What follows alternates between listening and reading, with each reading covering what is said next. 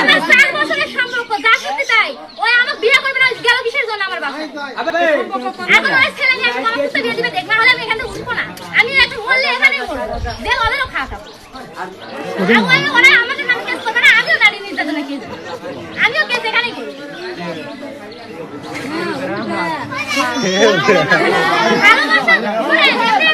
ভালোবাসা হয় না বুঝছেন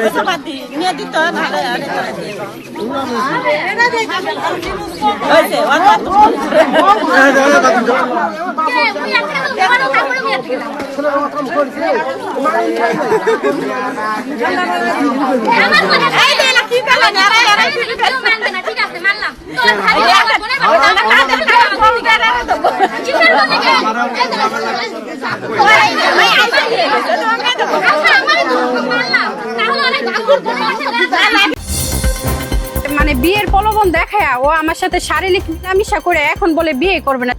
বিয়ের মিথ্যা আশ্বাস দিয়ে শারীরিক সম্পর্ক, অর্থ আত্মসাৎ এবং পরবর্তীতে মামলার জেরে ভুক্তভোগী নারীকে পিটিয়ে জখম করার অভিযোগ উঠেছে ময়মনসিংহ ফুলবাড়িয়ার এক এনজিও কর্মীর বিরুদ্ধে। বর্তমানে ওই নারী ও তার পরিবার চরম নিরাপত্তাহীনতায় ভুগছেন বলে জানান ভুক্তভোগী ওই নারী। ওই নারী জানান স্থানীয় একটি এনজিও থেকে ঋণ নেওয়ার সুবাদে মাঠ কর্মী মশিউরের সাথে তার পরিচয় হয়। আমার বাসায় গেছে উনি কিস্তির উসিলায়। মশিউর ওই নারীর পূর্বের বিয়ে ও সন্তানের কথা জেনেও তাকে বিয়ের প্রতিশ্রুতি দেয় এবং তার সন্তানের দায়িত্ব নেওয়ার আশ্বাস দেয়। ভুক্তভোগীর অভিযোগ, ভালোবাসার দোহাই দিয়ে এবং বিভিন্ন সময় ব্ল্যাকমেল করে মশিউর তার সাথে বহুবার শারীরিক সম্পর্ক স্থাপন করে। আবাসিক হোটেলে মশিউরে আমার সাথে দেখেন, এমনকি ব্যক্তিগত অভাবের কথা বলে ওই নারীর কাছ থেকে বিভিন্ন সময়ে টাকা হাতিয়ে নেয়। এক পর্যায়ে বিয়ের জন্য চাপ দিলে মশিউর গড়িমসি শুরু করে এবং তার পরিবার তাকে কর্মস্থল থেকে নিয়ে যায়। পরবর্তীতে ভুক্তভোগী নারী যোগাযোগ করলে তাকে বিয়ের কথা বলে ফুলবাড়িয়া তার এক আত্মীয়র বাসায় ডেকে নেওয়া হয়। সেখানে তাকে ও তার ভাইকে আটকে রেখে জোরপূর্বক স্ট্যাম্পে স্বাক্ষর নেওয়া হয় এবং মোবাইল থেকে সকল ভিডিও, ছবি ডিলিট করতে বাধ্য করা হয়। এমনকি আইনি পদক্ষেপ নিলে তাদের বিপদে ফেলার হুমকিও দেওয়া হয়। অন্য কোনো উপায় না দেখে ভুক্তভোগী ওই নারী নেত্রকোনা আদালতের শরণাপন্ন হন। বিজ্ঞ ম্যাজিস্ট্রেট ভিডিও ফুটেজ ও অন্যান্য প্রমাণাদি পর্যালোচনা করে মামলাটি আমলে নেন। উক্ত মামলায় অভিযুক্ত মশিউর 3 মাস জেল খাটার পর সম্প্রতি জামিনে মুক্ত হয়।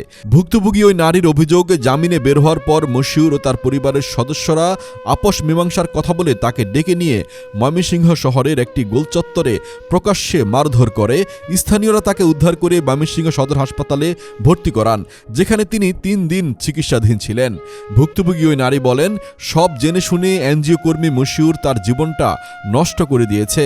এখন জামিনে বের হয়ে সে ও তার পরিবার ভুক্তভোগী নারীকে প্রাণনাশের হুমকি দিচ্ছে। এই ঘটনায় ওই নারী প্রশাসনের কাছে তার ও সন্তানের নিরাপত্তা এবং এই অন্যায়ের দৃষ্টান্তমূলক বিচার দাবি করেন। সে আমার জীবনটা ধ্বংস করে দিচ্ছে। আজকে আমি সমাজে কোথাও মুখ দেখাইতে নাই। আমি চাই আমার মতো এরকম প্রলোভনে যেন কোনো মেয়ে যেন না পড়ে।